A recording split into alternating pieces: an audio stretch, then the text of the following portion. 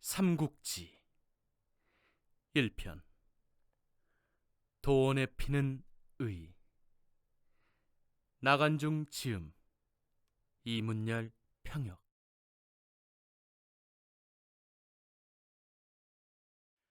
삼국지를 평역하면서 삼국지 연의, 흔히 우리가 삼국지라고 부르는 책에 대해 여기서 새삼 장황하게 얘기할 필요는 없을 듯하다.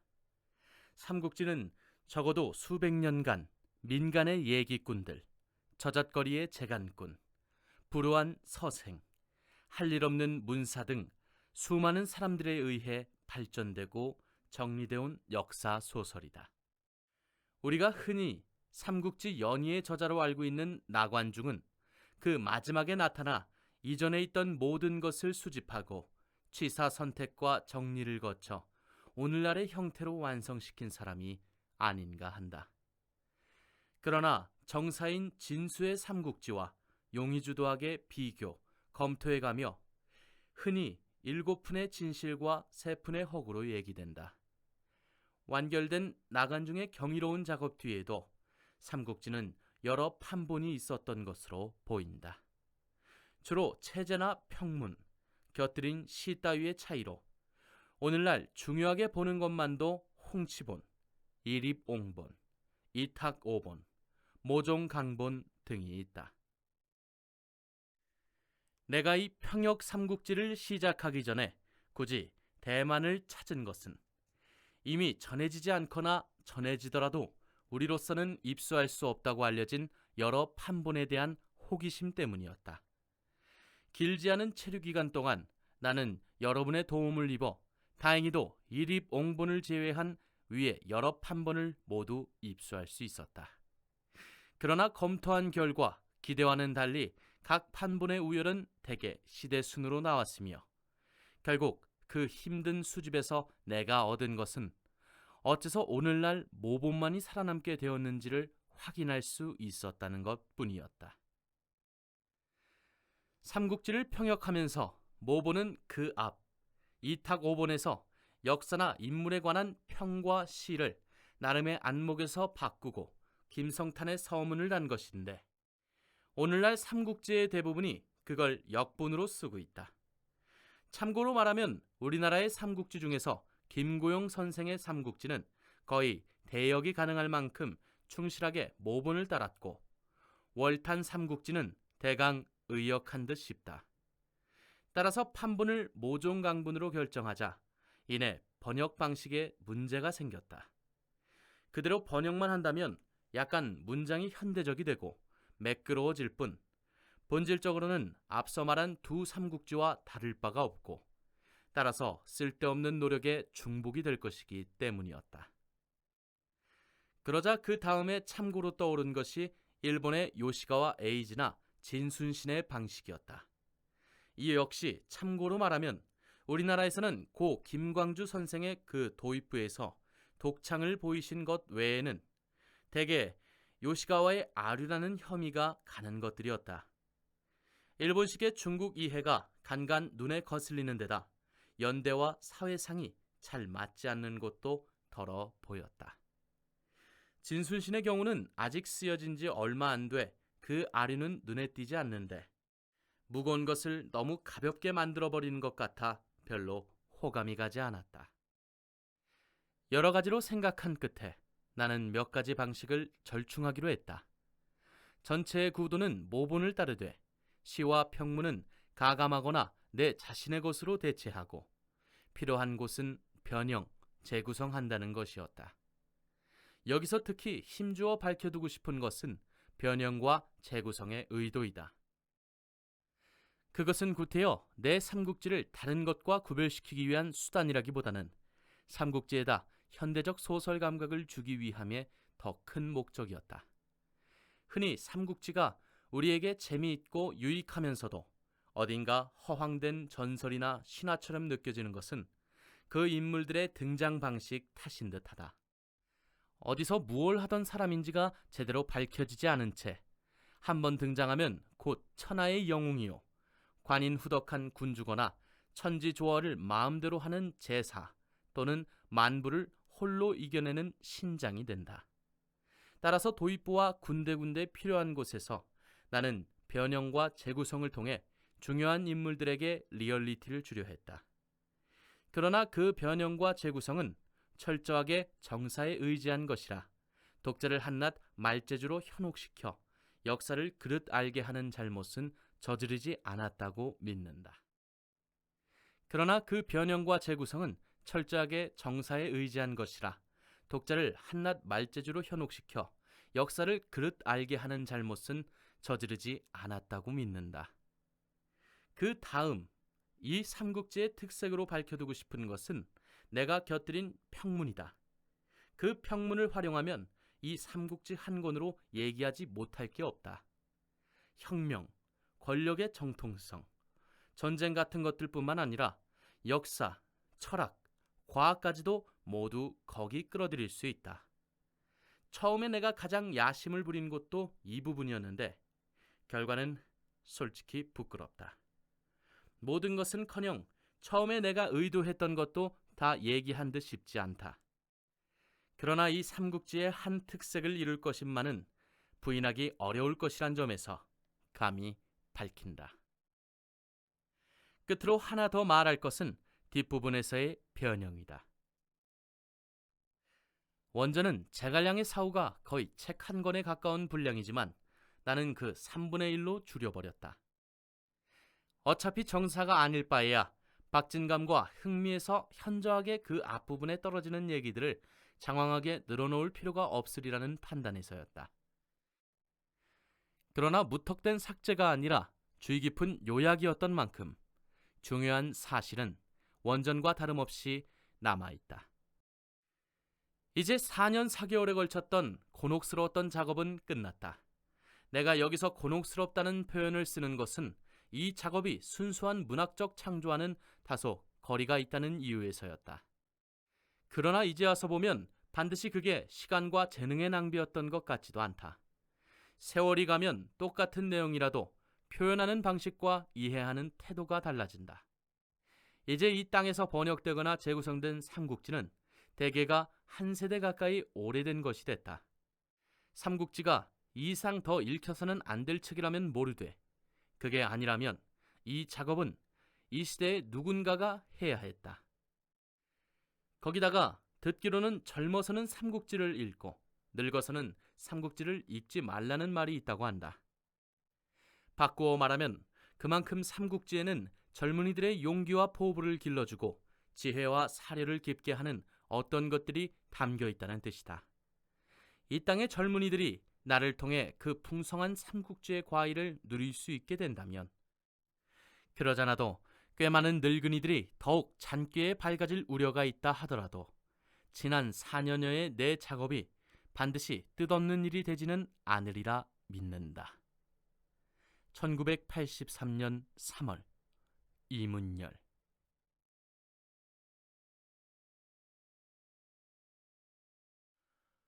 서사. 티끌자욱한 이 땅일을 한바탕 긴 봄꿈이라 이를 수 있다면 그 한바탕 꿈을 꾸미고 보태 이야기함 또한 부질없는 일이 아니겠는가. 사람은 같은 냇물에 두 번 발을 담글 수 없고 때의 흐름은 다만 나아갈 뿐 되돌아오지 않는 것을.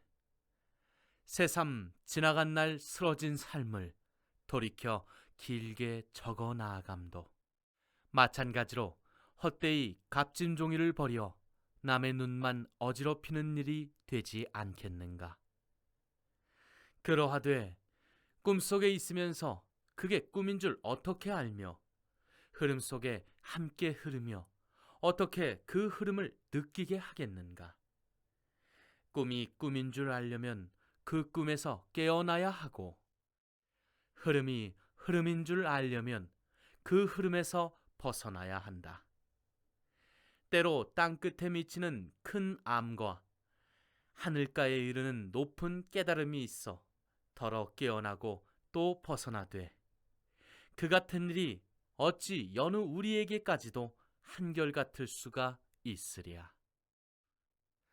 놀이에 빠져 해가 져야 돌아갈 집을 생각하는 어린아이처럼 티끌과 먼지처럼 어지러이 헤매다가 때가 와서야 놀람과 슬픔 속에 다시 한 줌 흙으로 돌아가는 우리인 것을, 죽어서 오히려 깨어난 삶과 흘러가 버려서 멈춘 때의 흐름에 견주어 보아야만 겨우 이 한 사리가 흐르는 꿈임을 가늠할 뿐인 것을.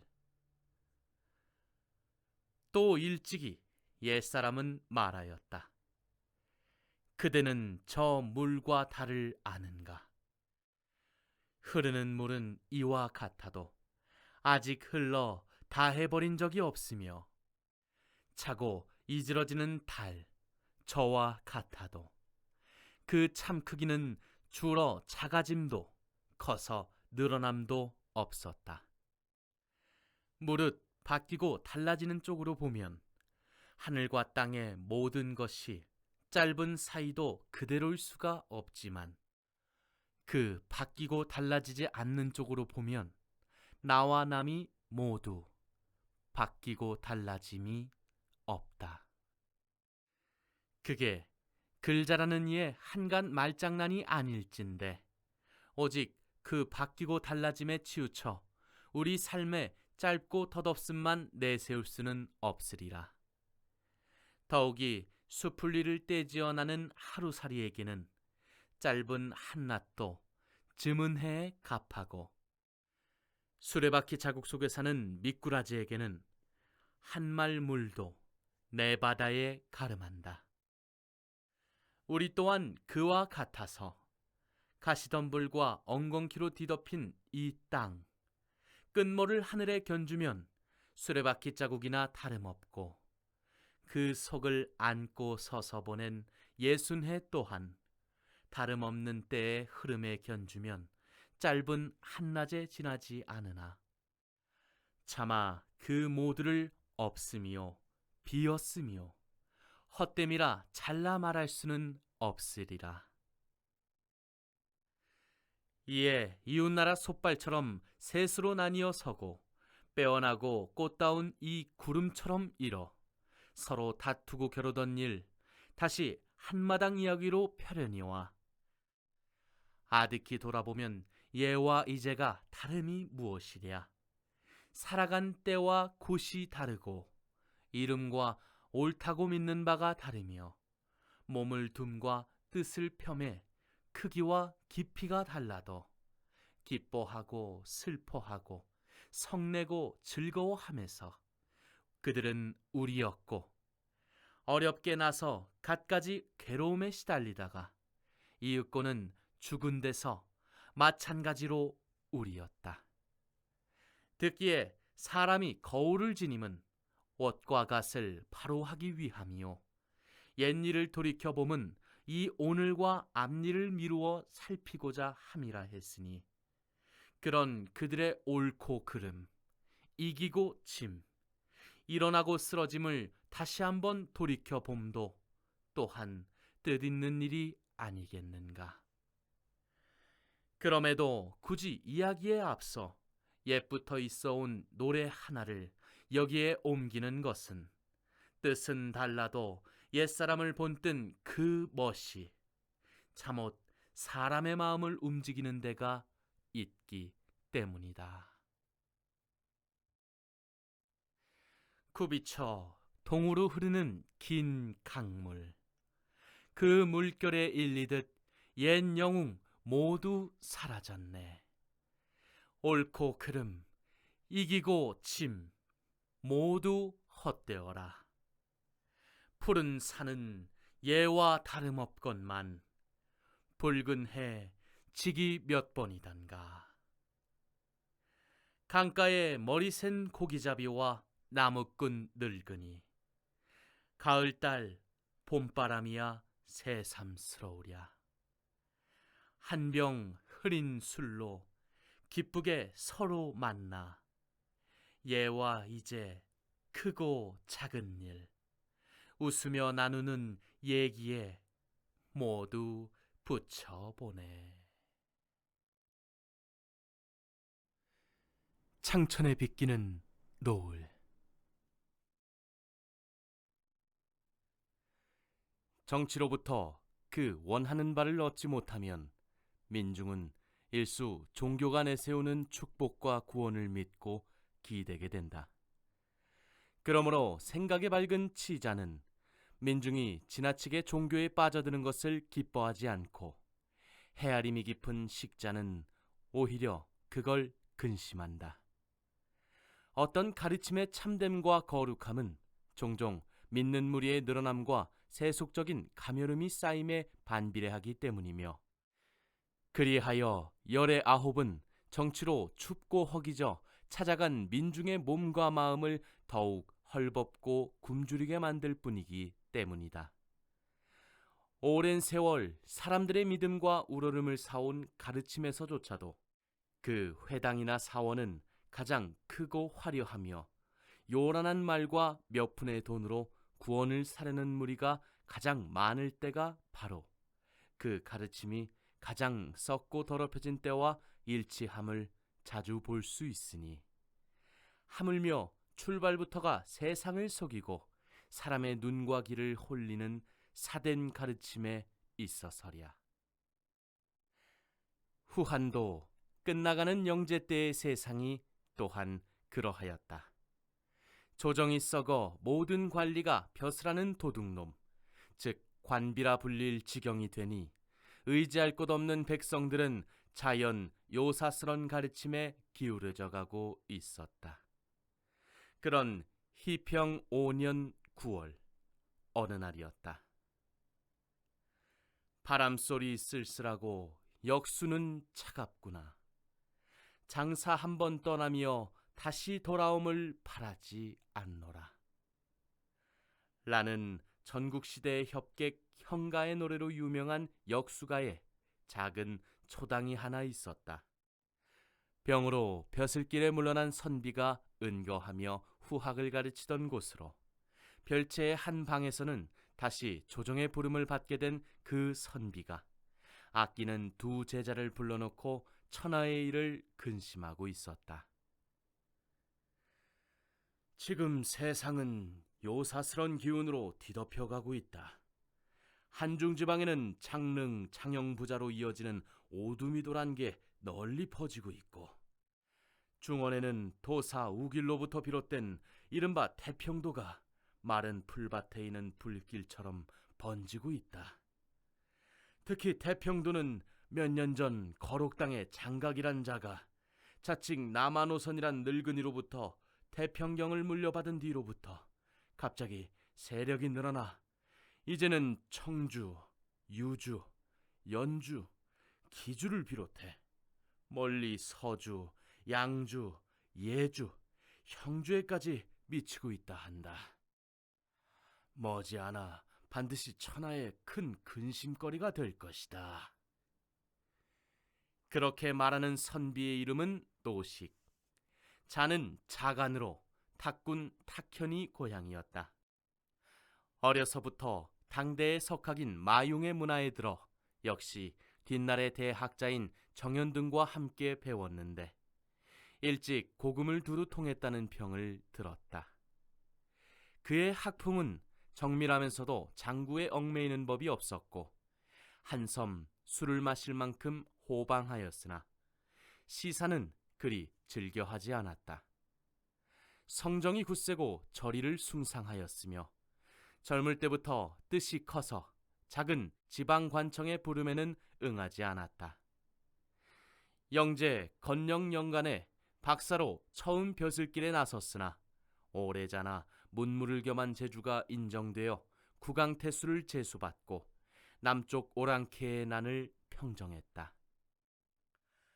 뒷날 병을 얻어 고향인 탁군으로 돌아온 그는 병이 나은 뒤에도 어지러운 조정으로 돌아가는 대신 역수가의 초당을 얽고 다시 학문에 정진하여 상서장구, 삼례해고 등의 책을 쓰는 한편 그의 명성을 듣고 원근에서 찾아오는 젊은이들을 위해 문화를 열었다. 그러기를 몇 년, 다시 남쪽 오랑캐가 난을 일으키자 조정은 국왕태수 시절의 선정으로 그들 오랑캐의 신임과 존경을 받고 있는 그를 이번에는 여강태수로 불렀다. 따라서 할 수 없이 문화를 닫게 된 그는 여러 제자 가운데서도 특히 아끼던 그 두 사람을 불러 작별 겸 뒷날을 위하여 당부 삼아 천하일을 말하고 있는 것이었다. 방산이 술산이 하는 자들이나 무당과 점쟁이 따위가 간사한 말과 교묘한 속임수로 어리석은 백성들을 홀려 재물을 빼앗고 분열을 희롱한 것은 전에도 있어 온 일입니다.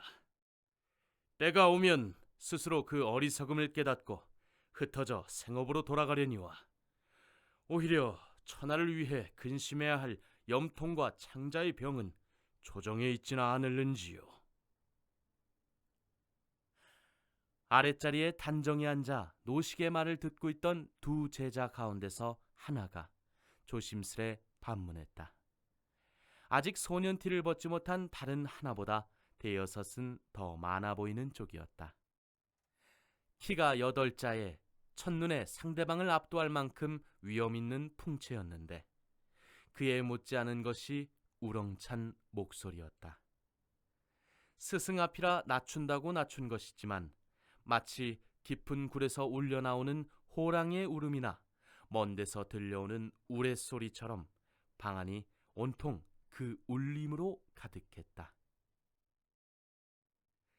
그 제자의 이름은 공손찬. 자는 백규였는데 요서 영지 사람이었다. 한미한 집에서 태어나 일찍부터 고을의 낮은 벼슬아치가 되었으나 태수가 그 인물이 범상치 않음을 보고 외딸을 주어 사위로 삼은 뒤 멀리 노식의 문화로 유학을 보내주었다. 뒷날 동북의 효웅으로 천하의 원소와 자웅을 겨루게 될 그를 진작에 알아본 태수의 안목도 놀랍지만 나이 이미 20을 넘고 처자까지 있는 몸으로 몇 년씩 집을 떠나 학문에 전념하고 있는 그 또한 분명 예사인물은 아니었다. 그러나 그가 보이는 정성이나 열의만큼 성취가 따라주지 못해 그것이 갑작스레 떠나야 하는 스승에게는 한가닥 아쉬움이었다. 따지고 보면 공손찬의 말은 일견 옳았다. 태평도의 무리가 날로 늘어가는 것은 사실이었지만 그것은 하층 백성들 사이에 흔히 있을 수 있는 일로 아직 어떤 위험스러운 조짐은 보이지 않고 있었다. 그보다는 궁궐 안에서 암무한 천자를 싸고 돌며 갖은 행악을 다 저지르고 있는 10명의 간특한 환관 쪽이 병이라면 훨씬 무서운 병이었다. 하지만 그 같은 공손찬의 생각은 너무 단순하고 평범했다. 외척과 더불어 후한 사회를 안에서 무너지게 한 환관의 화는 이미 멀리 화제 때부터 시작되었다. 환관이 정사에 참여할 수 있는 것은 중상시가 되고 난 뒤인데 원래 넷밖에 두지 못하게 된 그 중상시가 10명으로 늘어나 황제의 신임을 받게 되면서 외척을 당할 만한 세력으로 자라난 것이었다. 그러나 외척의 권위는 황제가 바뀌거나 섭정하던 모후의 죽음으로 흔들리게 되지만 환관은 비교적 영향이 적어 그 뒤 몇 차례의 권력 다툼에서 환관은 항상 이길 수가 있었다. 화제 때 환관 정중이 정권을 잡고 있던 외척 두씨 일족을 죽이고 후에 봉해진 일이나 순제 때 손정 등 19명이 역시 외척 염현 등을 죽이고 열후가 된 일, 그리고 환제 때의 선초 당연 등이 대장군 양기를 자살케 한 것과 영제 때의 조절 등이 역시 대장군 두무를 자살케 한 것 따위가 그 대표적인 예였다. 거기다가 다시 2번에 걸친 당고의 화를 일으켜 또 하나의 적대 세력인 이른바 청이라는 선비들을 조정에서 내몰고 죽이자 세상은 온전히 환관들의 것이 되고 말았다. 황제는 흔히 십상시라고 불리는 10명의 환관들에게 둘러싸인 허수아비가 되고 착하고 어진 이들이 모두 떠나버린 조정에는 환관들과 선을 댄 간신배들만이 득실거리게 된 것이었다. 환관들은 개인적인 탐욕이나 그 위세에 기댄 족당들의 횡포로도 나라에 큰 해를 끼쳤지만 무엇보다도 큰 잘못은 황제에게 권하여 공공연히 벼슬자리를 판 일이었다. 돈으로 산 벼슬이고 보니 모든 벼슬아치들은 그 미천 뽑기에 바빠 심지어 어떤 곳에서는 세금이 한 해 수확량의 몇 배에 이르기도 했다. 때로 외상으로 벼슬을 팔기도 했는데 그때는 벼슬자리의 값이 현금대의 2배 이상이었다고 한다. 그러나 1년만 지나면 그걸 갚고도 남는 것이 있었다 하니 백성들이 당한 수탈이 얼마나 가혹했는지 짐작할 수 있으리라. 그 같은 일을 이미 한 차례 벼슬살이를 한 적이 있는 노식이 모를 리가 없었다.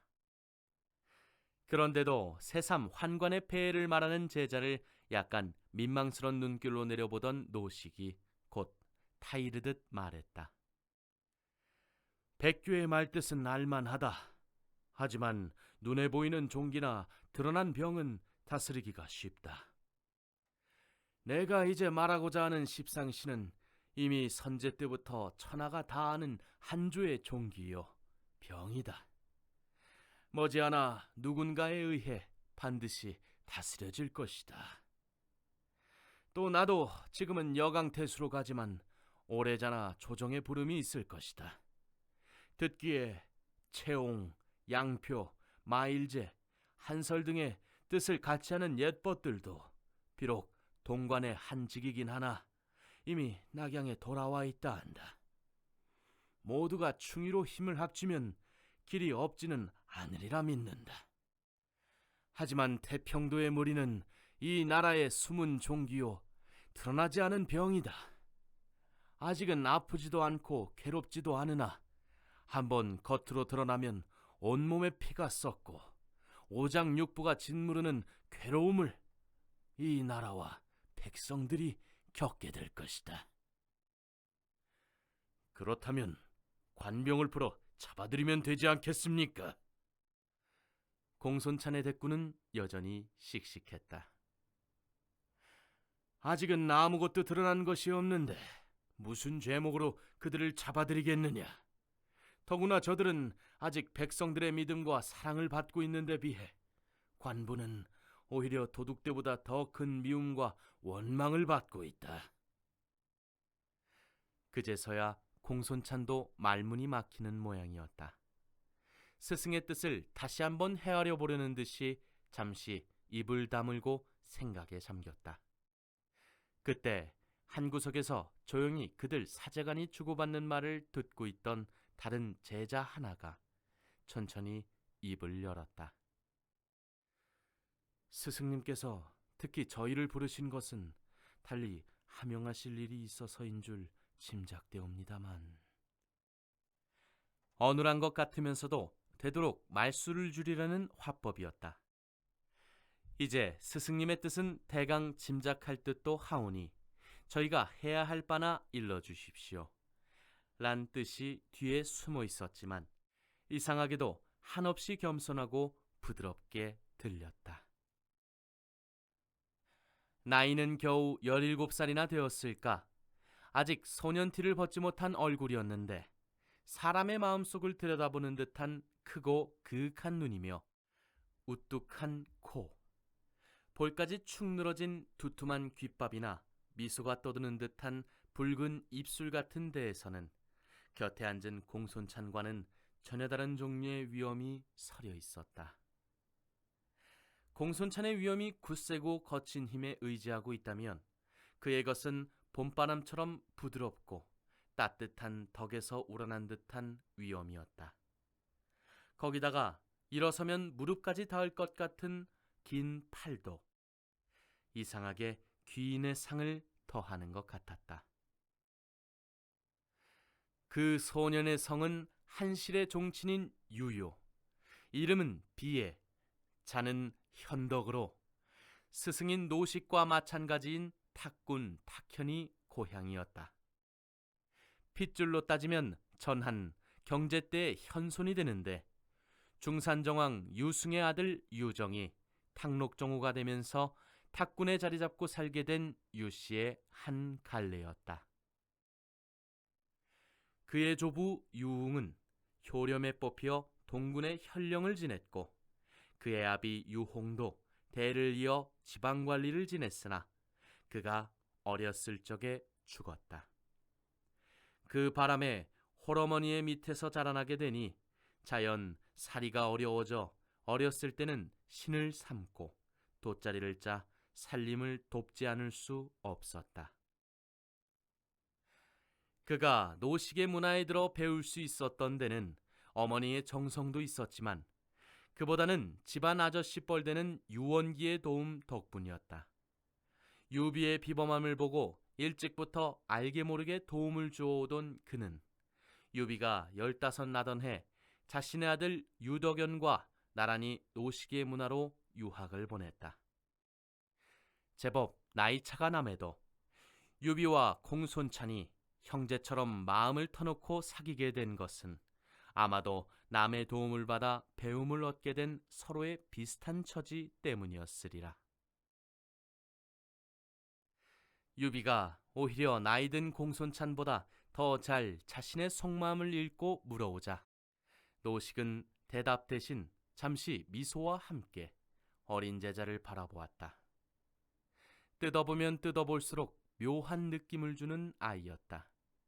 남달리 잘생긴 것도 아닌데 여러 제자들 사이에 끼어 앉아 있으면 무슨 환한 빛이라도 둘러싸인 듯 한눈에 드러나는 얼굴이었고 7자 5치의 키도 10자가 넘는 다른 제자보다 우뚝해 보였다. 배움에 있어서도 마찬가지였다. 남다른 재주가 있는 것 같지도 않고 그렇다고 힘써 서책에 매달리는 것 같지도 않았지만 대강을 이해하는 데는 누구보다 빨랐다. 거기다가 더욱 알 수 없는 것은 사람과의 사귐이었다. 보일 듯 말 듯한 온화한 미소뿐 지나치리만큼 말수가 적고 움직임에도 애써 남의 비위를 맞추려 들려는 흔적이 보이지 않았지만 그의 주위에는 언제나 그와 사귀기를 원하는 동문들이 몰려 있었다. 뿐만 아니라 가르침에 엄격하여 제자들 앞에서는 좀채 웃음을 보이지 않는 노식 자신마저도 그 어린 제자만 대하면 까닭없이 샘솟는 애정과 기대에 절로 미소를 짓게 되고 마는 것이었다. 잘 닦고 다듬으면 천하를 담을 만한 그릇. 어쩌면 내 삶이 뜻대로 이루어지지 못한다 해도 이 아이를 가르친 일 하나만으로 충분할는지 모른다. 그것이 유비를 대할 때마다 느껴지는 노식의 확신에 가까운 예감이었다. 사실 갑작스런 조정의 부름을 받고 출사의 결의를 굳힐 때 가장 먼저 떠오른 것이 바로 그 유비였다. 문화에 거두어들인 지 겨우 이태 남짓. 아직은 학문도 제대로 털을 잡지 못한 어린 제자를 두고 떠나야 하는 스승의 아쉬움 때문이었다. 무릇 권세란 재물과 같아서 위로 높은 묘당의 것이건 아래로 낮은 민초들 사이의 것이건 가지면 가질수록 더 많이 가지고 싶어지는 법이다. 이미 말했듯 태평도의 무리 역시 지금은 백성들 사이에 사사로운 믿음으로 행세하고 있지만 이대로 세력이 불어나면 머지않아 생각이 달라질 것이다. 처음에는 따르는 무리만으로 만족할지 모르나 차츰 힘이 생기면 관부를 얕보게 되고 마침내는 천하를 논보게 될 것이 뻔하다. 실로 이 스승이 근심하는 바다. 노식은 유비의 물음에 대답하는 대신 다시 태평도에 관한 얘기를 시작했다. 그 태도로 보아 겉으로는 세상 일에 무심한 채 학문에만 전념하고 있었던 것 같은 그 몇 년 동안에도 실은 백성들 사이에서 일어나고 있는 일에 세심한 주의를 기울이고 있었음에 틀림없었다. 유비는 여전히 입을 다문 채 스승의 말을 기다리고 있었다. 하기야, 전에도 이런 무리가 없었던 것은 아니다. 그러나 이번은 경우가 다르니 그것은 무엇보다도 저들의 가르침이 그럴듯하고 백성을 홀리는 수법이 잠옷 절묘하기 때문이다. 저들은 노자의 가르침을 빌려와 그 현묘함을 꾸미고 병을 치료하되 부적 태운제를 탄 물을 마시게 하여 요행 병이 나으면 자기들의 영험함 덕택이요 낫지 않으면 믿음이 없거나 죄를 다 씻지 않았다 하여 병자의 탓으로 돌리니 어리석은 백성들은 그 거짓과 속임수를 알아차릴 수가 없다. 거기다가 또 저들의 검은 속셈을 짐작하게 하는 것은 요즘 들어 한간에 퍼지고 있는 괴이적인 노래 때문이다. 푸른 하늘은 이미 죽었으니 마땅히 누른 하늘이 서리라. 때는 바로 갑자년 천하가 크게 길하리라. 라고 하는데 이게 무슨 뜻이겠느냐? 푸른 하늘은 지난 건영 2년 온덕전에 떨어져 군신을 놀라게 한 푸른 뱀에 빗대어 우리 한조를 말했음에 분명하고, 천하가 뒤집히는 해로 잡고 있는 갑자년은 이제 몇 해 남지 않았다. 그렇다면 그 짧은 동안에 이 한해 천하를 엿볼 만한 세력이 저들 말고 누가 있겠느냐? 거기다가 저들은 또 가르침의 머리에 노자 외에 황제까지 내세워 황로지학이라 부르거니와 특별히 누른 빛깔을 숭상하니 그 참요에 누른 하늘은 저들 스스로를 가리키고 있다 보아도 크게 틀리지 않을 것이다. 그렇다면 저희가 해야 할 바는 무엇이옵니까?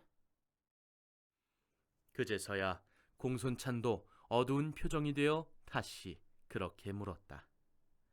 노식은 거기서 다시 한동안 두 제자를 번갈아 살피더니 이윽고 천천히 입을 열었다. 지금 이 스승의 마음을 무겁게 하는 것은 머지않은 난세의 예감이다. 사람들은 오래전부터 난세를 말해왔으나 내가 보기에 지금까지는 그저 여러 조짐일 뿐이다. 진정한 난세가 오면 그 참상은 말과 글로 그려낼 수 있는 바가 아닐 것이다. 뜻을 강호해 둔 지 오래이면서도 내가 이렇게 서둘러 혼탁한 조정으로 돌아가려는 것은 작은 힘이나마 보태 그 참혹한 난세를 막아보고자 합니다. 하지만 말은 쉬워도 우리 몇몇 깨끗한 선비만으로 과연 한나라 조정에 오랜 고질인 환관의 횡포를 뿌리 뽑을 수 있을지 의심스럽다. 잘해야 또 다른 당고의 화나 면할까 말까 한데 무슨 힘이 남아 이름 없는 백성들 사이에서 이루어지고 있는 세력의 모임과 흩어짐까지 관여할 수 있겠느냐? 거기에 바로 다른 제자들을 제쳐놓고 너희 둘만 따로 부른 까닭이 있다. 너희 둘은 책 읽기를 즐겨 경전의 장구에도 밟지 못하고 시사에 빠져 문장을 곱게 다듬지도 않았다. 배우는 자로서는 마땅히 그 게으름에 벌을 받아야 하나.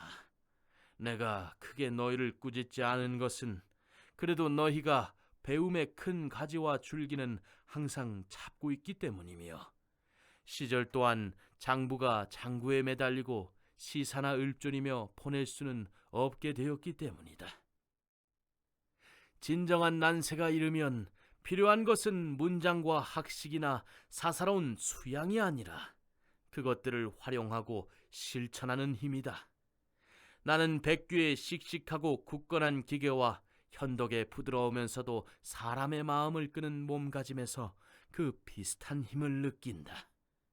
이제 각기 집으로 돌아가거든 비록 초야에 있더라도 더욱 그 힘을 길러 흔들리는 우리 한조의 기둥이 되거라.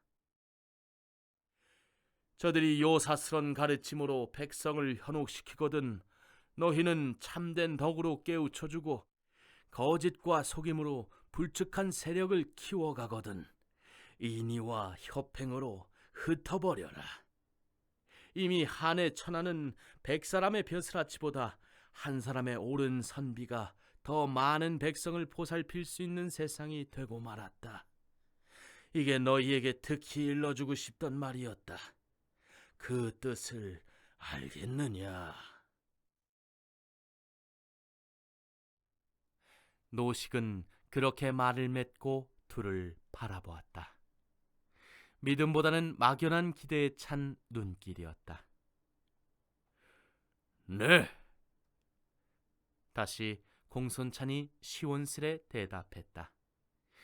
그러나 유비는 말없이 무언가를 생각하더니 이윽고 겁먹은 듯 더듬거리는 말투로 입을 열었다. 이 비는 스승님의 문화에 든 날이 짧아 아직은 크신 가르침의 대강조차 깨우치지 못했습니다. 거기다가 나이는 어리며 천성 또한 게으르고 어리석어 홀로 깨우칠 재간도 없으니 다만 아득할 뿐입니다.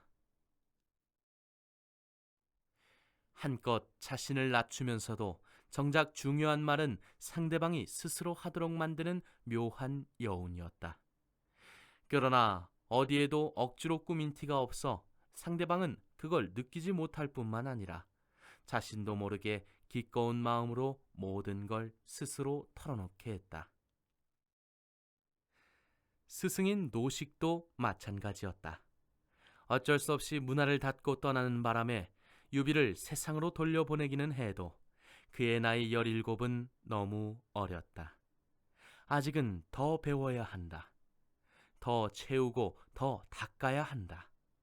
노식은 그렇게 생각하면서도 임지 여강으로 떠날 채비에 바빠 이미 숙성한 공손찬과 똑같은 당부를 한 것인데 유비가 다시 그걸 상기시킨 것이었다. 거기다가 노식은 조정에 들어서면 충신이요 지사였지만 물러나 책을 잡으면 당대에서 손꼽는 학자였다. 보다 많은 배움을 구하는 어린 제자가 어찌 기특하지 않으랴. 잠시 생각에 잠겼다가 유비의 속을 떠보기라도 하듯 말했다. 장부에게 따로 배움의 터가 있고 달리 정한 스승이 있을 수 있겠느냐. 그리고 내 나이 17도 반드시 어리지만은 않다. 더구나 너는 이미 관례까지 치르지 않았느냐. 제가 듣기에 백리길을 갈 사람은 새끼 밥만 준비하면 되지만 말리길을 갈 사람은 석 달 양식을 마련해야 된다고 들었습니다. 예사 아닌 포부를 밝히는 동시에 아직도 스승에게 무언가를 구하고 있는 듯한 말투였다. 그제서야 노식도 더 말을 돌리지 않았다. 실은 여강을 소란스럽게 하는 오랑캐를 토평할 일과 어지러운 조정으로 돌아갈 일에 마음이 뺏겨 잠시 내 나이를 잊은 듯하다. 스스로 행도하기에 모자람이 있다고 느낀다면 달리 스승을 구해 그 모자람을 채우는 일도 옳으리라. 내가 알기로 지난날 나와 동문수학한 정강성이 아직 수백 문화와 함께 향리에 머물고 있다고 한다. 길이 멀지만 내가 굳이 더 배우기를 원한다면 그에게 너를 추천하는 글을 써주겠다. 조금 전 백교와 너에게 한 당부는 마음에 새겨 잊지만 않으면 된다. 노식은 유비가 입 밖에 내지 않은 청을 스스로 헤아려 들어주었을 뿐만 아니라 세상이 모두 우러러보는 스승까지 소개해주겠다고 나왔다. 정현은 뒷날 학문만으로 공의 칭호를 얻고 그 고향 땅은 정공향이란 이름을 얻었으며 그 덕을 기리기 위해 생전에 이미 통덕문이 세워졌을 정도로 대학자였다. 이에 공손찬도 슬면 욕심이 일어 유비와 함께 정현에게 천거해 줄 것을 청했으나 노식은 그걸 허락하지 않았다. 백규는 이미 나의 문화에 든 지 여러 해 되었으니 그만 요서로 돌아가 보도록 하라. 가솔들과 주군을 떠난 지도 오래거니와 몇 권의 서책을 더 읽는 이보다 더 급하고 중한 일이 그곳에 있을 것이다.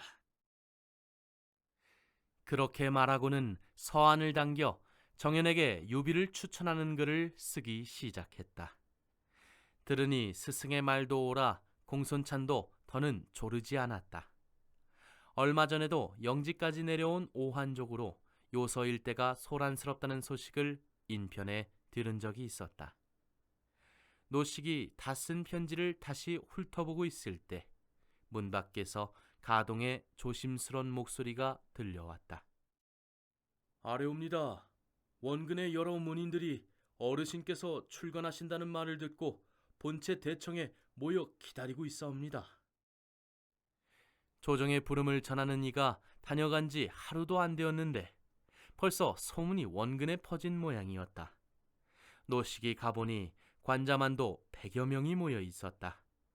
모두 한때 노식에게 가르침을 받은 부군의 젊은 선비들로, 혹은 존경하는 스승에게 석별의 정을 표하고자, 혹은 오랜 칩거 끝에 다시 벼슬길에 나서는 스승의 장도를 축하하고자, 혹은 각기 술과 떡을 빚고 소와 닭을 잡아온 터라 초당에 넓지 않은 뜰은 그들이 데려온 가복들로 저잣거리처럼 왁작거렸다. 그렇게 되고 보니 언제나 강도와 문학으로 엄숙하던 노식의 초당은 오래자나 별사와 축원에 얽혀 떠들썩한 잔치터로 변했다. 노식도 평소의 엄격함을 버리고 자유로운 사부로 돌아가 제자들과의 마지막 정을 나누었다. 제자들이 차례로 올리는 잔을 한 잔도 사용하지 않았을 뿐 아니라 칠연금과 축에 맞추어 전에는 입에 담지 않던 시사까지 읊조렸다. 다만 평소와 달라지지 않은 게 있다면 언제나 힘주어 가르쳐온 충의와 더불어 동문 간의 굳은 결속을 잔치가 파할 때까지 몇 번이고 거듭 당부한 일이었다. 임금과 스승과 아비가 한 가지라면 너희들은 모두 형제다. 불의와 불충에 빠지는 형제가 있으면 서로 꾸짖어 말리고, 나라와 백성을 위해 일어나는 형제가 있으면 서로 힘을 모아 도와줄 것을 잊지 말아라. 결국 집안 아저씨 유원기가 유비를 위해 한 일은 겨우 몇 푼의 학자를 대준 게 아니라 노식의 문화를 중심으로 한 유력한 인맥에 닿게 해준 것이었다. 유비의 앞날을 위해서는 소중한 미천이 되는 인맥이었다. 이튿날 유비는 임지인 여강으로 떠나는 스승 노식을 동문들과 함께 심리나 전송한 뒤 공손찬과도 작별을 했다. 공손찬은 요서까지 갈 마필을 구하러 유주성으로 가고, 유비는 정연 선생을 찾아 학업을 잇기 전에 어머니와 학자를 대줄 유원기를 찾아보기 위해 탁현 누상촌으로 가기 때문에 더는 함께 갈 수가 없었다. 형님, 이렇게 헤어지면 언제 다시 뵙게 될는지요? 갈림길에 이르러 유비가 주르르 눈물을 흘리며 공손찬의 소매를 잡았다. 원래 모질지 못한 유비의 감상 탓도 있지만 둘 사이의 정 또한 그에 못지않게 깊었다. 하나는 의지 없는 고아이고 하나는 홀어머니의 외아들로서 다 같이 남의 도움으로 학업을 닦게 된 것뿐만 아니라 말수가 적고 자기보다 약한 자에게는 너그러운 성격에 있어서도 둘은 비슷했다. 그 밖에 고리타분한 경학이나 사장에 지나치게 빠져들지 않은 점도 수많은 동문 가운데서 그들 둘이 남달리 가까워진 이유가 되었다. 따라서 나이 차이가 대여섯이나 되는 데다 하나는 관례조차 앞당기고 집을 나선 소년인데 비해 하나는 이미 성혼을 하고 지방관리를 지낸 경험까지 있는 청년이었음에도 둘은 누구보다도 가까운 사이가 되었다. 나이든 공손찬이 좀 단순하고 직선적인 데 비해 어린 유비 쪽이 오히려 생각 깊고 우회적인 것이 나이에서 오는 어떤 거리감을 좁혀준 까닭이었다. 거기다가 사이가 가까워질수록 예를 잊지 않고 손이인 공손찬을 깍듯이 형님으로 모시는 유비의 겸손한 마음가짐도 무뚝뚝한 공손찬의 마음을 움직여 그 무렵 둘 사이는 피를 나는 형제나 다름없었다. 마음이 굳기로 철석 같다는 공손찬도 그런 유비의 눈물을 보자 역시 눈시울이 불그레해지며 유비의 두 손을 마주 잡았다. 아우, 너무 상심하지 말게. 만난 자는 반드시 헤어지게 되어 있는 법이라면 헤어진 자는 또한 반드시 만나게 되어 있지 않겠나. 뵙고 싶어도 요소 땅은 이곳에서 수백 리 산과 들이 첩첩이 가로막혀 있으니. 그렇지만 날랜 말로 달리면 하루길일세.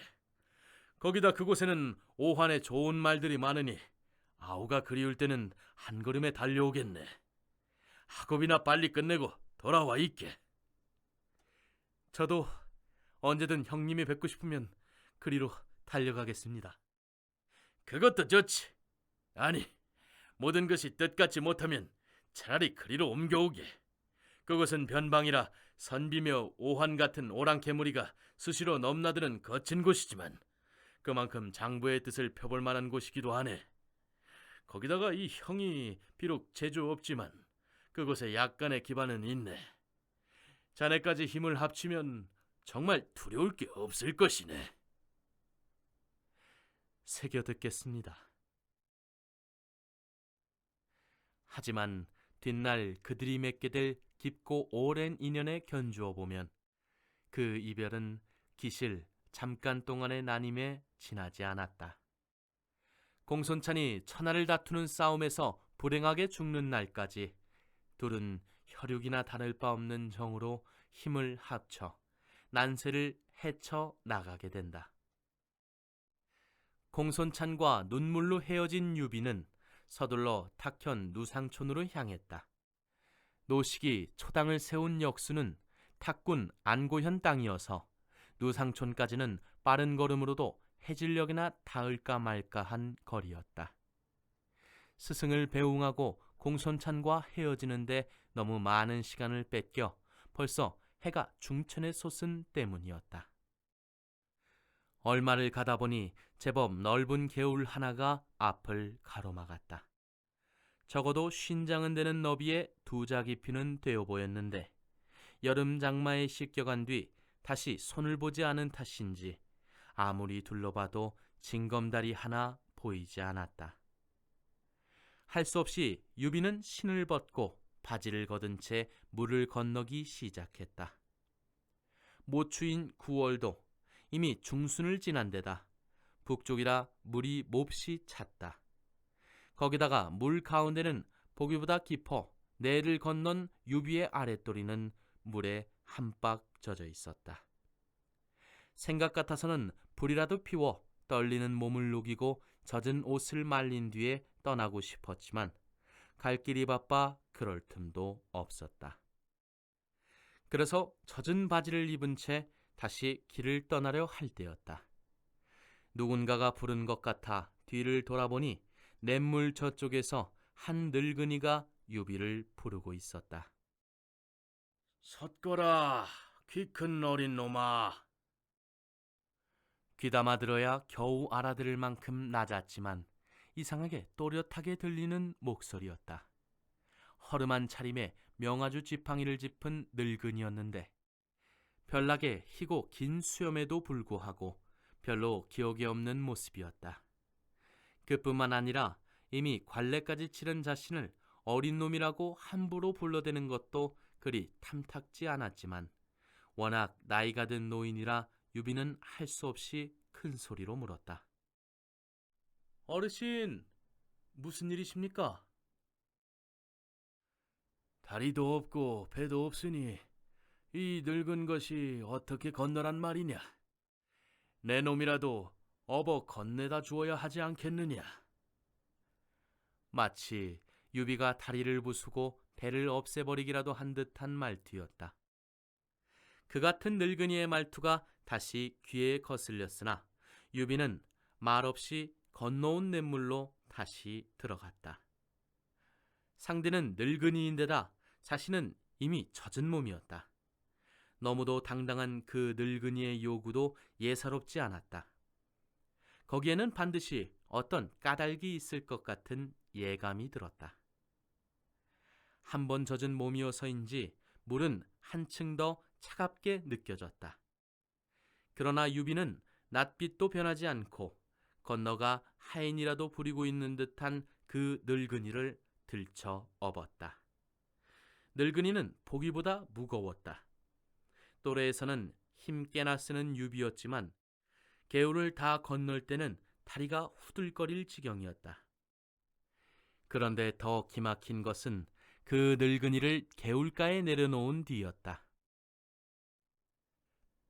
이런 내 정신 보게 보퉁이를 저쪽에 두고 왔구나. 내 놈을 부르는데 급해서 그만. 거친 숨을 내쉬고 있는 유비에게 고맙다는 인사는커녕 다시 나무라는 투로 늙은이가 말했다. 그제야 유비는 그를 가만히 쳐다보았다. 흔한 유건 하나 쓰지 않은 누더기 차림이었지만 어쩐지 민촌의 무지렁뱅이 늙은이 같지는 않았다. 이따금씩 스승 노식의 초당을 찾고 나던 이름 모를 은사들에게서 느껴지던 분위기 같은 것이 그에게서도 느껴졌다. 그때 노인이 다시 소리쳐 꾸짖었다. 이런 멍청한 녀석 같으니 너는 내가 보퉁이를 두고 왔다는 말을 듣지 못했느냐? 제가 다녀오겠습니다. 유비가 얼결에 그렇게 대답했다. 그러나 늙은이는 한층 큰 소리로 나무랐다. 내가 어딜 가서 찾는단 말이냐? 잔말 말고 다시 나를 넣어보라. 그러자 어지간한 유비도 은근히 부하가 일었다. 일부러 사람을 괴롭히려 드는 듯한 느낌마저 드는 탓이었다. 거기다가 더 이상 그곳에서 지체하다가는 저물기 전에 집으로 돌아갈 수 없을 만큼 길도 바빴다. 그러나 유비는 다시 말없이 그 늙은이를 업었다. 그냥 떠나버리면 이미 한 수고까지 소용없어져 버리지만 한 번 더 다녀오면 그 수고는 2배로 남게 된다. 그런 생각으로 스스로를 달랜 것이었다. 다행히 그 늙은이는 한 번 더 냇물을 건너갔다 오는 것으로 더는 유비를 괴롭히려 들지 않았다. 그 대신 냇가의 마른 풀 위에 털썩 앉으며 전과 달리 부드러운 목소리로 물었다. 내 이름이 무엇이냐? 유비라고 합니다. 좋은 상이다. 무슨 말씀이온지. 만 가지 상 가운데서도 마음의 상이 제일 중하다는 뜻이다. 늙은이는 그렇게 말하더니 갑자기 험한 눈길이 되어 다그쳤다. 니놈은 혹시 나를 황석 선생쯤으로 넘겨짚은 거 아니냐? 그리하여 장자방처럼 천사라도 얻어 걸릴까 하여 내게 이리 인심을 쓴 것이렸다. 물론 유비도 황석공과 장량의 옛 일은 들어 알고 있었다. 그러나 황석공이 다리 위에서 2번씩이나 벗어던진 신을 주워주었다는 장량을 흉내낸 건 결코 아니었다. 유비가 부드럽게 웃으며 받았다. 옛일은 다만 옛일일 따름입니다. 시대가 다르고 사람이 다른데 어찌 같은 일이 되풀이될 수 있겠습니까? 그런데 너는 어째서 2번째로 나를 업고 건널 생각을 했느냐? 무엇을 바라고 한 번 더 수고스러움을 참았더냐? 늙은이가 다시 살피는 눈길로 돌아가 유비를 쏘아보며 물었다. 그제서야 유비도 그 늙은이의 2 눈에서 심상치 않은 빛을 알아보고 솔직히 털어놓았다. 잃어버리는 것과 2배로 늘어나는 차이 때문입니다. 제가 2번째로 건너기를 마다하게 되면 첫 번째의 수고스러움마저 값을 잃게 됩니다. 그러나 한 번 더 건너면 앞서의 수고스러움도 2배로 셈쳐받게 되지 않겠습니까? 그 말에 늙은이의 눈에서 한층 강한 빛이 뿜어나왔다. 내 나이 올해 몇이냐? 17입니다. 벌써 그걸 알고 있다니 무서운 나이로구나. 네?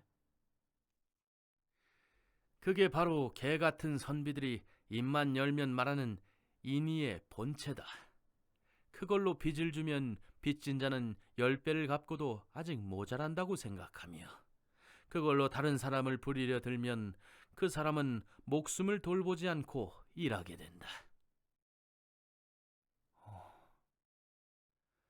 나도 내게 빚을 졌으니 호된 값을 물어야겠구나. 그런 뜻이 아니었고. 하나 일러주마. 그걸 쓸 때는 결코 남이 내가 그걸 쓰고 있다는 걸 알게 해서는 안 된다. 그러자 유비가 빙긋이 웃었다. 저는 저 자신도 그걸 잊고자 합니다. 아니, 거기까지... 그렇게 말하며 다시 한번 유비를 뚫어지게 쳐다보는 노인의 눈에서는 그대로 불꽃이 일고 있는 것 같았다. 그러다가 거의 뜨거운 차 한 잔을 마실 만한 시간이 지난 뒤에야 목소리를 가다듬어 물었다. 어디 사느냐? 탁현 누상촌에 삽니다. 그렇다면 탁록정우의 후예겠구나. 누구에게서 배웠느냐? 노식 선생님의 문화에 잠깐 있었습니다만. 노자가니? 머릿속에는 귀신들의 말과 고집만 잔뜩 들어있는 그 대담한 작자가 널 길렀다고? 늙은이는 아무래도 못 믿겠다는 듯이 그렇게 되물었다. 나이는 줄잡아 12년 차이가 나 보이지만 말투로 미루어 보면 스승 노식을 잘 알고 있는 것 같았다. 유비는 그 늙은이의 뜻을 거스르지 않기를 잘했다고 생각하면서 공손히 물었다. 스승님을 잘 아십니까? 알지. 더벅머리로 책을 끼고 마용 늙은이의 문화를 드나들 때부터 알고 있었다. 실은 오늘도 그 작자를 만나러 갔다가 허탕을 치고 오는 길이다. 스승님은 아침 일찍 여강으로 떠나셨습니다. 무슨 일이십니까? 바로 그걸 말리려고 멀리서 달려왔는데 한 발 늦었다. 너는 대래의 소를 아느냐? 네. 뿔이 곱고 잡털이 섞이지 않은 소를 골라 콩을 먹이고 비단으로 소를 치장함은 그 소를 위해서가 아니다. 나라의 제사에 그 고기를 쓰고자 함이니, 어리석은 소는 백종의 도끼가 정수리에 떨어질 때야 비로소 슬퍼한다. 벼슬도 그와 같으니 네, 그걸 말리려고 그를 찾은 것이다. 사람이 학문을 닦으면 장사치가 귀한 구슬을 구해 살 사람을 기다리는 것과 같다고 들었습니다. 세상을 위해 쓰지 않을 바에야 학문을 닦아 무엇을 하겠습니까? 노자간의 머리에 가득 들어있던 죽은 사람들의 말과 글이 어느새 너에게도 옮았구나. 그러더니 늙은이는 다시 한번 유비의 얼굴을 구석구석 뜯어보았다.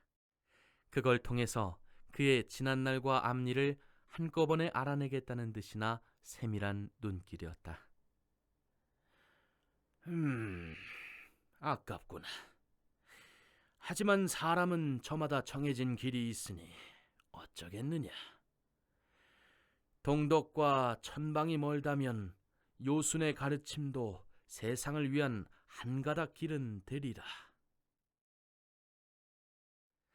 이윽고 늙은이는 그렇게 탄식했다. 노식 안에서 육아의 글밖에 읽은 적이 없는 어린 유비에게는 잘 알아들을 수 없는 말이었다.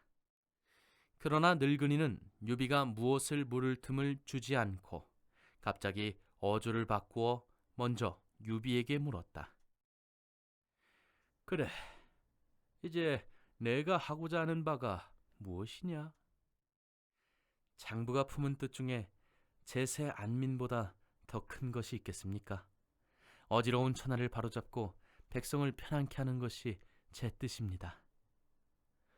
무엇으로 그 뜻을 이루겠느냐? 우선은 새로운 스승을 구해 부족한 배움을 이으면서 천천히 생각해 보겠습니다. 다행히 스승님께서 떠나시면서 북해 정강선 선생께 저를 천거해 주셨습니다. 그 다음은 묘당에 높이 올라 큰 관과 긴 수염을 쓰다듬으며 위로는 예약을 말하고 아래로는 오형으로 다스릴 작정인가? 이 비록 아는 바는 적으나 어디로운 세상을 구하고 백성을 평안케 하는 일이 어찌 예약과 오형뿐이겠습니까? 하지만 반드시 그 길뿐이라면 마다하지 않겠습니다. 그렇다면 허리에는 대장인을 차고 두 손은 부호를 받든 채 삼군과 오병을 몰아 밖으로는 사의를 토벌하고 안으로는 역적을 주멸할 작정인가? 마찬가지로 대장부의 일이 어찌 반드시 그것뿐이겠습니까만 만약 그래서 세상이 평온하고 백성들이 각기 그 삶을 즐거이 누릴 수 있다면 또한 마다하지는 않겠습니다. 내 짐작이 틀림없다면 너는 한실의 종친이다. 그것은 어떻게 생각하느냐? 우리 한조를 일으키고 키우신 열성의 피가 제 몸에 흐르고 있음이니 잠시라도 가볍게 여길 수 있겠습니까? 비록 몸은 궁벽한 곳에 영락해 있으나 마음은 궁궐 안에 있듯 높게 가지라는 어머님의 말씀을 잊지 않고 있습니다. 그런 유비의 말 어디가 우스운지 갑자기 늙은이가 빙긋 웃었다. 그리고 비로소 자리를 털고 일어나며 말했다. 이제서야 잠시 내 등을 빌린 값을 하게 되었다. 가자. 그 늙은이가 영문을 몰라 얼떨떨한 유비를 데리고 간 곳은 거기서 멀지 않은 마을 입새의 고목 아래였다. 너는 이미 말을 많이 하면 마음이 빈다는 걸 알고 있다. 이제 나도 말을 좀 아껴야겠다. 늙은이는 그렇게 말한 뒤 머리 위에 고목을 가리켰다. 지금 내가 너에게 하려는 말은 이 고목의 몸으로 다 하고 있다. 내 마음의 귀로 들어보아라. 그럼 나는 길이 바빠 가봐야겠다. 그 말에 유비는 나무를 한번 올려다볼 겨를도 없이 떠나가는 늙은이에게 물었다. 어르신의 크신 이름은 어떻게 되옵니까? 칡불이나 캐고 고산이나 꺾으며 산골에 숨어 사는 늙은이에게 무슨 이름이 있겠느냐? 뒷날 내 스승을 만나거든 그저 상산의 한 나무꾼 늙은이라고 하면 된다. 말을 마친 늙은이는 그대로 휘적휘적 제 갈 길을 떠났다. 아직도 미진한 유비가 무엇라고 말하며 뒤따르려 하자 뒤돌아보지도 않은 채 한마디 덧붙였을 뿐이었다. 이 키 큰 놈아, 이제 셈은 끝났다. 그제서야 유비도 따라가봐야 소용없다는 걸 느끼고 그 늙은이가 가리킨 나무 쪽으로 돌아섰다. 넉넉히 새 아름은 됨직한 나무로 줄잡아 300년은 넘게 보이는 고목이었지만 시골 마을 초입에서는 흔히 볼 수 없는 그런 종류였다. 유비는 약간 실망이 되었으나 아무래도 그 늙은이가 실없는 소리를 한 것 같지는 않아 찬찬히 그 나무를 살피기 시작했다. 높이 10장쯤 될까. 그러나 너무 늙은 탓인지 높은 곳의 가지들은 이미 말라 죽어 있었고 단풍진 잎이 붙어있는 가지는 아래로 채 절반이 안 되었다. 그러나 자세히 보면 그 가지들도 한결같지는 않았다. 어떤 가지는 이미 반쯤이 검게 썩은 잎들로 지저분했고, 어떤 가지는 노랗게 잘 단풍이 든 잎으로 아름다웠다. 고목줄기에서 뻗은 가지와 뿌리에서 새로 돋은 가지의 차이였다. 하지만 그걸로 그뿐, 아무리 올려다보아도 그 늙은이가 그것을 통해 무엇을 말하려고 하는지는 얼른 짐작이 가지 않았다. 제법 따끈하긴 해도 역시 늦가을 볕이라 그런지 한자리에서 움직이지 않고 서 있자 유비의 젖은 몸이 차차 떨리기 시작했다. 그러나 유비는 여전히 꼼짝도 않고 서서 그 고목을 응시했다. 마음속으로는 그 늙은이와 나누었던 대화들을 처음부터 차근차근 되새기면서 그렇게 1시경이나 지났을 무렵이었다. 얼어붙은 듯 서 있던 유비가 갑자기 엄숙한 표정을 지으며 천천히 고개를 끄덕였다. 그러더니 품 안을 더듬어서 서찰 한 통을 꺼내고서는 망설임 없이 찢어버렸다. 전날 스승 노식이 그를 위하여 정연 선생에게 쓴 추천장이었다. 그 뒤 거의 뛰듯이 집으로 달려가던 유비가 딱 한 번 걸음을 멈춘 것은 고향집 앞에 큰 뽕나무 앞에서였다. 이미 날은 저물었지만 동편에서 뜨는 열아흘의 달빛으로 거무스레하게 드러나는 그 뽕나무는 마치 임금의 행차 때 쓰는 뚜껑 있는 수레 같은 모양이었다. 어렸을 적 그 가지 위에 올라 소꿉 동무들에게 나는 다음에 천자가 되어 이런 수레를 탈 테야 라고 웃으대다가 어른들에게 호된 꾸중을 들은 추억이 서린 나무였다. 그러나 또한 그로 인해 집신을 삼고 돗자리나 치는 생활에서 벗어나 노식의 문화에 들게 되는 소중한 인연의 나무이기도 했다. 그 일을 전해 들은 먼 친척 유원기가 발벗고 나서 유비의 뒤를 보아준 까닭이었다. 유비가 거기서 잠시 걸음을 멈춘 것은 그런 추억에서 오는 어떤 감회 때문이었으리라. 막 자리에 들려던 유비의 어머니는 그런 아들의 돌연한 귀가에 놀랐다. 그러나 더욱 놀라운 것은 의젓한 선비가 되어 돌아오리라 기대했던 외아들이 인사가 끝나기 무섭게 돗자리를 짜는 틀을 찾는 일이었다. 돛틀은 쾅에 넣어두었다. 그런데 그건 왜 찾느냐? 내일부터 다시 돗자리를 짜렵니다. 영문을 몰라 묻는 어머니에게 유비가 담담한 목소리로 대답했다. 그게 무슨 말이야? 아무리 내 스승이 떠났다고 하지만 일껏 시작한 학업을 중도에 그만두고 다시 돗자리를 짜겠다니. 일하지 않고 먹는 것은 도둑과 거지뿐입니다. 그런데 제게는 갈 땅이 없으니 거지나 도둑이 되지 않으려면 다시 돗자리를 치는 수밖에 없습니다. 먹고 사는 일이라면 원기 아저씨가 넉넉히 보아주고 있다.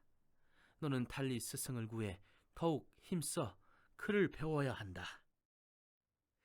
글이란 이름자만 쓸 줄 알면 넉넉합니다. 더 배워봐야 이미 죽은 사람들의 말이나 글로 공연히 머리만 썩일 뿐입니다. 그러자 비로소 아들의 변화가 심상치 않음을 느낀 어머니가 놀람과 걱정에 휩싸이며 물었다. 옛 성현의 가르침을 죽은 사람의 말과 글이라고 하다니 내가 도대체 무슨 생각으로 그러느냐? 어머님께서는 그럼 지금 세상이 글이 모자라고 성현의 가르침을 몰라서 이같이 어지럽다고 믿으십니까? 그렇게 반문한 유비는 이어 그날 낮에 있었던 일을 차근차근 털어놓았다. 그리고 인근에 널리 알려진 효자답게 노인이 가르친 고목을 보며 느낀 것까지 모두 말함으로써 놀람과 걱정에 빠진 홀어머니를 안심시켰다. 그 고목은 바로 우리 한조였습니다. 나무가 오래되면 높이 있는 가지부터 마릅니다. 그리고 땅에 가까울수록 살아있는 것들이 늘지만 그것도 그 고목의 줄기에서 시작한 가지는 오래 자나 말라들고 말 것입니다. 그러나 뿌리는 의지했을 때 땅의 힘을 빌려 새로 돋은 가지는 싱싱했습니다. 세월이 지나면 반드시 또 하나의 거목으로 자라나리라 믿어집니다. 저는 바로 그런 가지가 되고 싶습니다. 이미 말라가는 등골에 의지하는 것이 아니라 땅의 힘을 빌려 새로 돋고 싶습니다. 시들어가는 한실의 권위에 기대지 않고 백성들 속에서 그들의 믿음과 사랑에 힘입어 스스로 자라보겠습니다.